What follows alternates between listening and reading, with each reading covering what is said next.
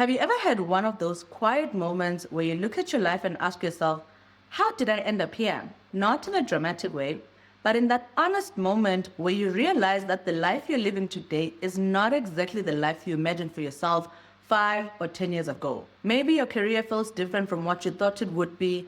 Maybe the relationship you're in doesn't feel as fulfilling anymore. Maybe you've had dreams and ideas for years, but somehow life just kept moving on and you never actually started them. And suddenly you wake up one day and realize, I feel stuck. Now, the hardest thing about that feeling is that sometimes nothing is technically wrong, but deep down, you know something needs to change. And today, I want to talk about that moment because I truly believe that every major life change begins with an honest conversation with yourself. And I want us to have that conversation together today.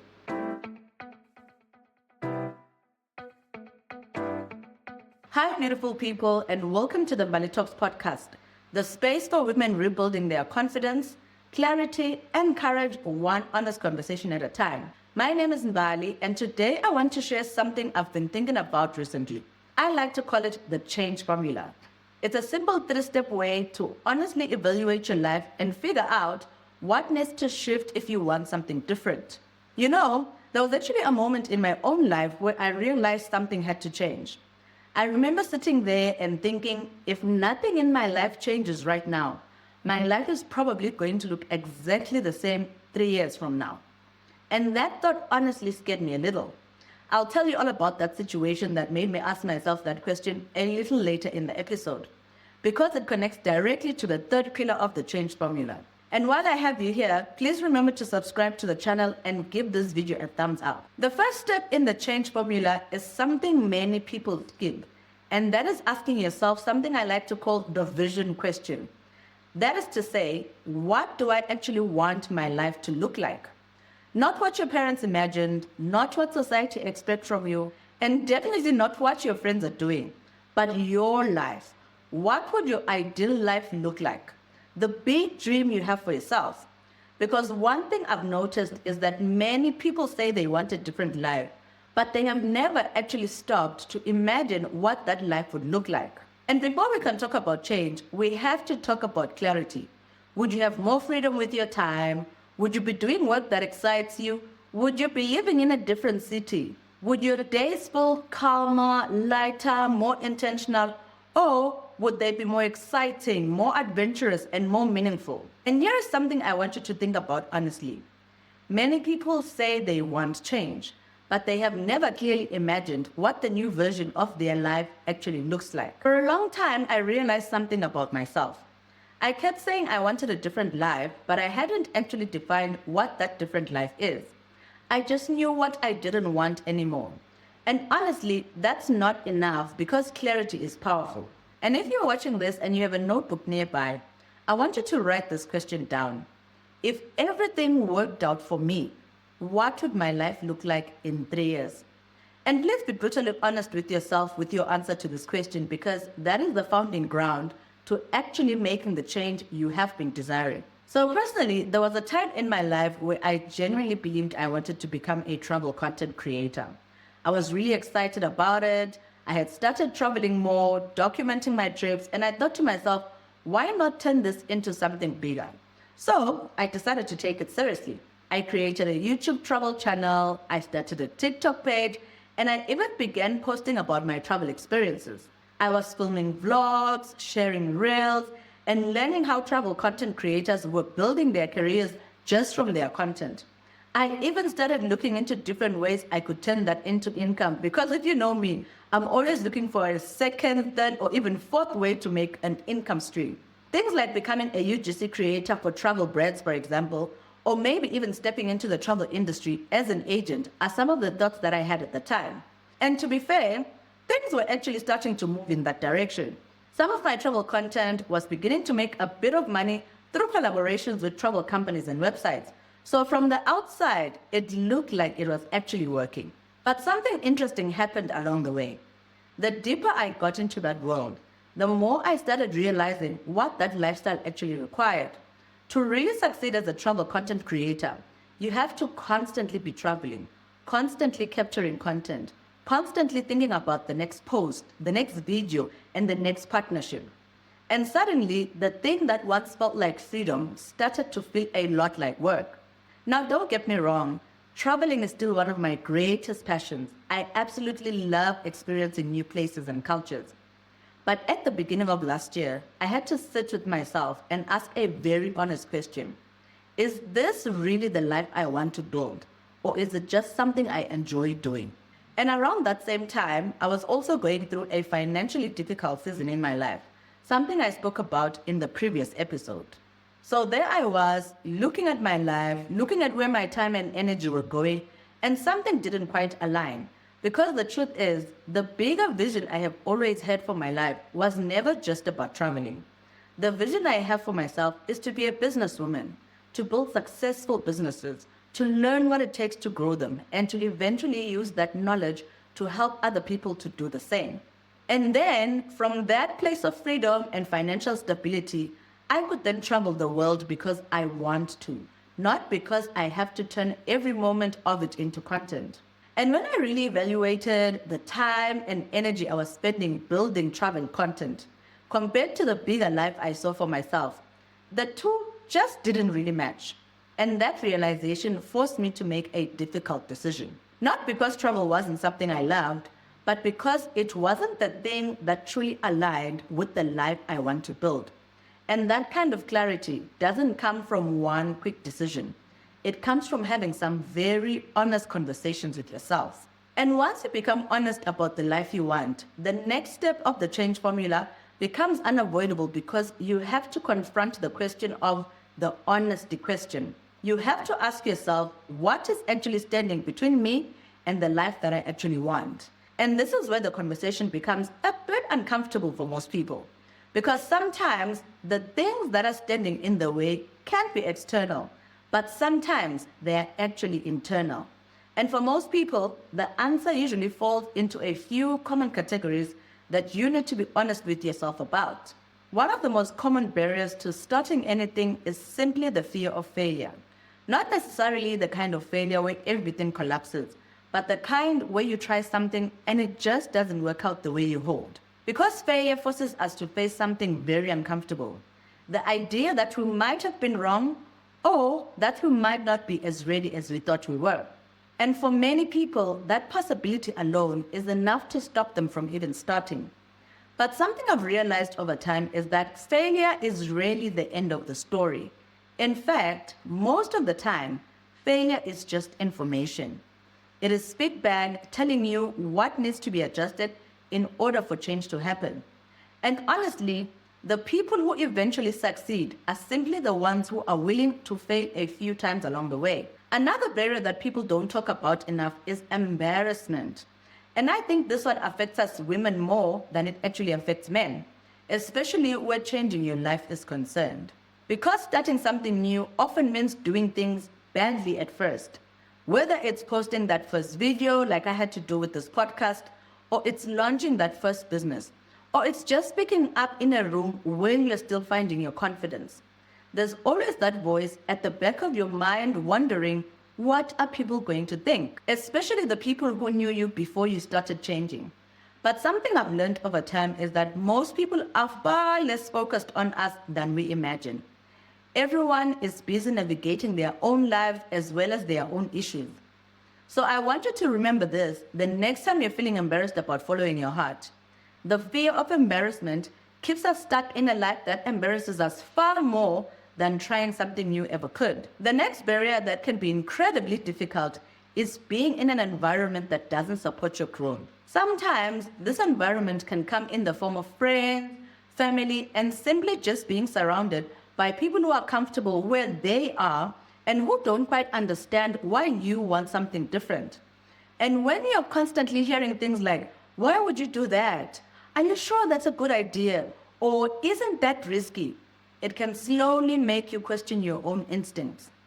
But growth often requires stepping into spaces where not everyone understands your vision yet. And that's absolutely okay. Not everyone is meant to see the picture while it's actually still being painted. The most uncomfortable barrier, one that actually also affected me very early in my entrepreneurial journey, is the one that we have to confront the most. This is money. Money is a very real barrier because sometimes the reason people delay change is because they simply don't have the financial cushion to take big risks. And that's something we have to acknowledge honestly. But at the same time, change doesn't always have to start with a dramatic leap. Sometimes it starts with small steps, learning something new, building something slowly on the side, and creating options over time.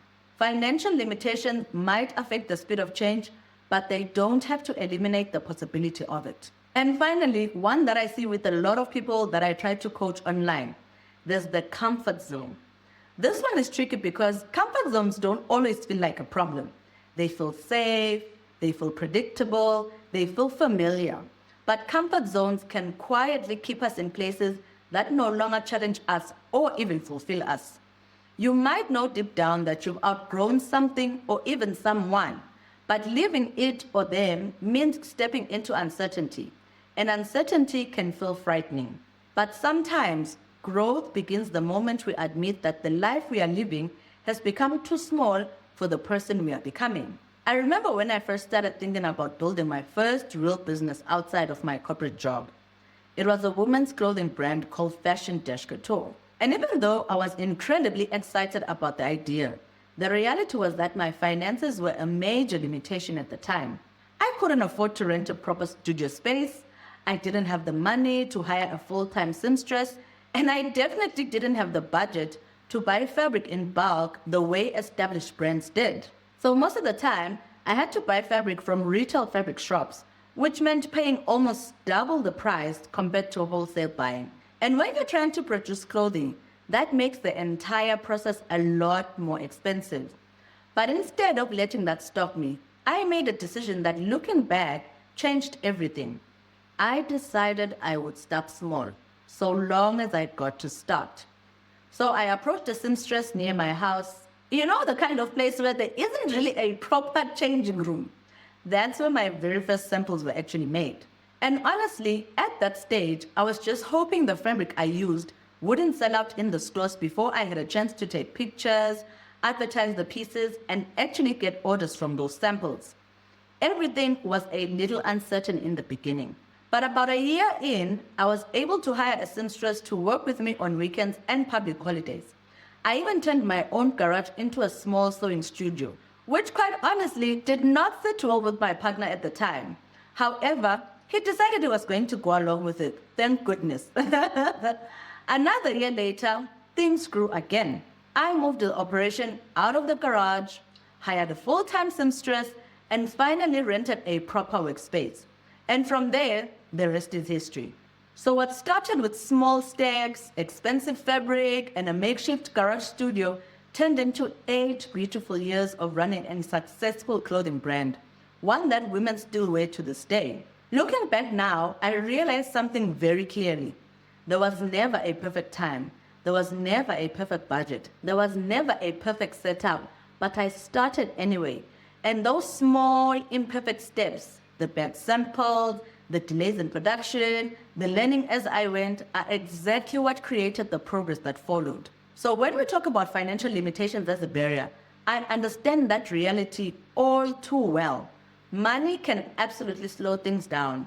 But sometimes the real question is not, do I have everything I need to start? Sometimes the real question is, am I willing to start with what I have? And if you're watching this episode and thinking about your own life right now, which one of these barriers feels the most familiar to you? Is it fear? Is it your environment? Is it money? Or is it simply the comfort of staying where you are? Because once you can honestly identify your barrier, you've already become much closer to finding your way around it. And that brings us to the final part of the change formula, the leap question. What would happen if you actually tried? This is the question many people avoid because once you ask it honestly, you realize that the only way to find out is to take a step. The worst that could happen is people actually disagreeing with me. That's what I kept telling myself when I decided to take the leap to start this podcast. And I'm not going to lie to you. For a moment, that thought felt uncomfortable. Because when you start speaking publicly, especially about personal growth, life decisions, and the things you've learned along the way, you open yourself up to people having opinions. Some people will agree with you, some people won't. And I had to make peace with that before I ever pressed record on the first episode. But at the same time, there was another thought that felt even stronger than that fear.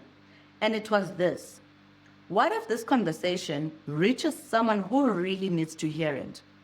What if there's a woman somewhere listening who is going through a difficult season in her life, trying to rebuild, trying to gain her confidence again, trying to figure out her next step, and something in this conversation helps her feel a little less alone? That possibility alone meant more to me than the possibility of someone disagreeing with me. So I told myself something very simple.